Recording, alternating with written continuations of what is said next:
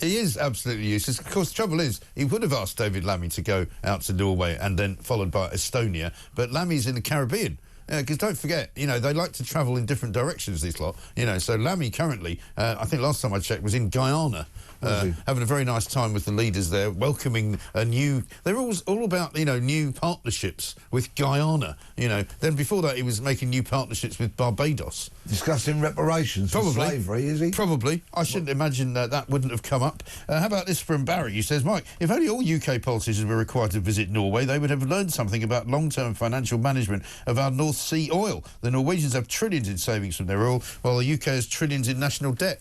It's a good point, because they haven't gone completely and utterly green mad, have they, over there?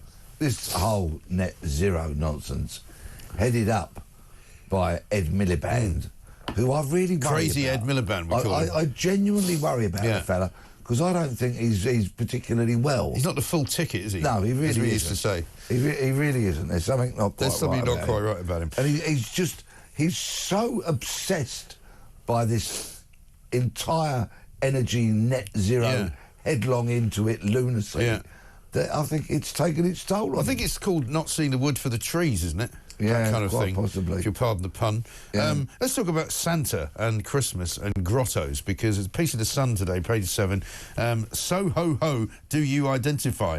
Hundreds of Santa's grottos have dropped Father Christmas in place of a female equivalent in what's being called a woke battle of the sexes. It won't come as any surprise to you, Peter, that National Trust properties are the leaders in this. I think we should disband the National Trust, because they are the wokery HQ drivers that stand head and shoulders above anybody else.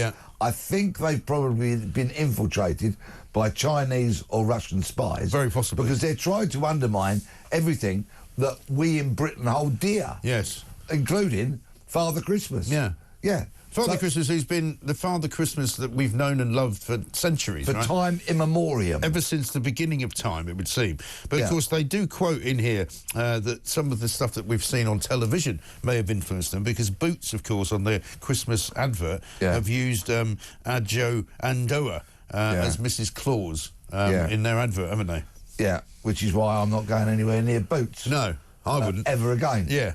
At the Yorkshire Dales National Park, Mother Christmas will help you write and post your letter to Santa. Yeah. Or at Laycock Abbey, near Chippenham in Wiltshire, swerve it if I were you, it's had a Mother Christmas for several years now.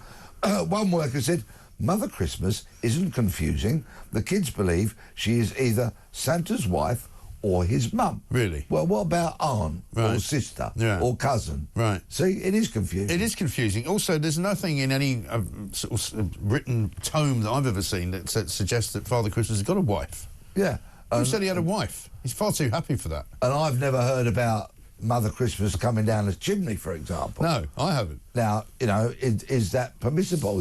The health and safety would have to get involved. They might. I see what he did there, health and safety. Yeah. Chepstow Castle in Wales, children can listen to a festive tale told by Mother Christmas. She's also going to be at Ascot's Christmas weekend. Yeah, well... I mean, is there no end to this rubbish? Well, no, clearly there isn't. No. As long as you've got the National Trust, there will be no end to it, because I'm sure they sit around all day long, you know, when they're not serving a cup of coffee or charging you like they tried to charge me and my wife last summer, 16 quid for to what? Go for a walk. Really? Yeah. Is that 16 quid? That's so much just to get in? For a walk each, not both of us, each. That's ridiculous. We decided we could spend our 32 quid elsewhere, so we got in the car and left. Yeah. Unfortunately, they'd already striped us up for about 4.5 quid in parking. Right, of course. But just, 16 Never quid seen anything like it. Absolutely ridiculous. One from Pat. It says, Mike, my local council hasn't done too bad financially, but we're about to be merged with a bloody council that owes billions. Well, that's another good point. So how does that going to work? So if you've actually got a reasonably well-run council and now suddenly you're adopting or co-opting some place that's got billions and billions of pounds worth of debt, presumably you're in a worse place than you were before, aren't you? Yeah, you wouldn't want to be twinned with Birmingham Council, would you? You certainly wouldn't. Absolutely not. I mean, Jonathan has messages from Australia. He says he's listening from a very hot Sydney in Australia. Just wanted to say a big Merry Christmas to you and your family also. I'm sick of companies saying, Happy Holidays, it's Christmas, and it always will be. Please pass on my best wishes to Peter, because he's a top bloke. I love seeing him on your wonderful show. Now, speaking of Happy Holidays, you've got a Christmas card for us. What a segue. Hey, what a segue. All the way from Australia, yeah, well done, Jonathan. Leads us perfectly into a Harry and Meghan story. Oh, yeah, Hazza and Megs. We haven't heard from them much this year. They're probably thinking, Prince Andrew's getting an awful lot of coverage. Can we not do something about that? Yeah. I mean, Prince Andrew makes them look good, doesn't he? He does. I mean really if it wasn't for him, they would be the most hated members of the royal family, even though they're not in it anymore. Yeah, quite astonishing. So they've released their Christmas card. Oh, great. I'll have to check my postbox when I get home, see if my one from them has arrived. And, of course, Meghan, that wonderfully gifted public speaker who talks absolute abject woke claptrap whenever she opens her mouth. She's like the showbiz version of Kamala Harris, isn't she? Yes, she is. Oh, undoubtedly. Unencumbered by what was. Yep. So here you go. Brace yourselves. This is what their card says. We wish you a very happy holiday season. Really? And a joyful new year. No mention of Christmas. Christmas. Is that it there? Is that the card? We're looking at it now if you're on the screen. I can't make out, because the picture that's in the papers is one of them with their kids. Yeah. But the kids have kind of got their backs to the camera, haven't they? Yeah. I think it's in the middle. I'm just trying to make that one out. It is, top middle. And then one of the other papers, it suggests that you can see one of the kids has got very red hair, which is always nice. Yeah. Kids with red hair always stand out. And no great surprise, of course, given Harry's colouring. No. I think that's... but happy holidays. It's a very American thing, that, as well. Yeah, but it's infecting our great nation now. Yeah, I know. It really is. And who is going to take offence at being wished a Merry Christmas? Yeah.